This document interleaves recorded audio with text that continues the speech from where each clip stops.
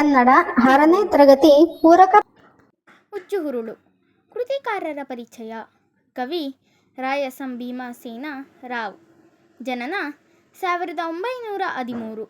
ಸ್ಥಳ ಹರಪ್ಪನಹಳ್ಳಿ. ಕಾವ್ಯನಾಮ ಬೀಚಿ. ಕೃತಿಗಳು ನಿರ್ಭಯಗ್ರಫಿ, ತಿಮ್ಮನ ತಲೆ ತಿಮ್ಮರಸಾಯನ. ಆ ಕೆಳಗಿನ ಪ್ರಶ್ನೆಗಳಿಗೆ ಉತ್ತರಿಸಿರಿ. 1. ಮೊದಲನೆಯ ಪತ್ರದಲ್ಲಿ ಭಾಷಣಕಾರರು ಯಾವ ಸಮಸ್ಯೆಯನ್ನು ಹೇಳಿಕೊಳ್ಳುತ್ತಾರೆ?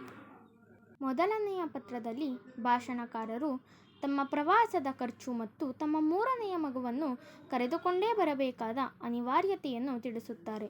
ಇದರಿಂದ ಅವರ ಆರ್ಥಿಕ ಪರಿಸ್ಥಿತಿಯು ಪರೋಕ್ಷವಾಗಿ ಪ್ರತಿಧ್ವನಿಸುತ್ತದೆ. 2. ಭಾಷಣಕಾರರ ಭಾಷಣದ ವಿಷಯವೇನು? ಭಾಷಣಕಾರರ ಭಾಷಣದ ವಿಷಯ ನಮ್ಮ ಆರ್ಥಿಕ ದುಸ್ಥಿತಿ. 3.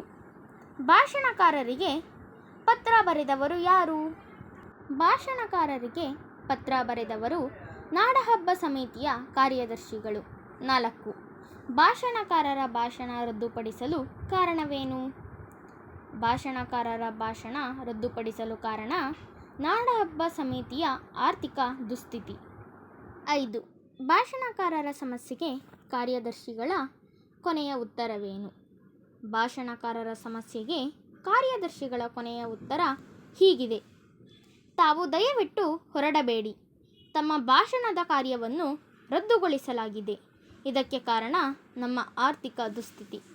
ನಮ್ಮ ಭಾಷಾಮೃತವನ್ನು ಸವಿಯುವ ಪುಣ್ಯವಿಲ್ಲದ ನಿರ್ಭಾಗ್ಯ ಕಾರ್ಯದರ್ಶಿಗಳು. Thank you for the watching. Subscribe my channel ಪಠ್ಯ ಪುಸ್ತಕ.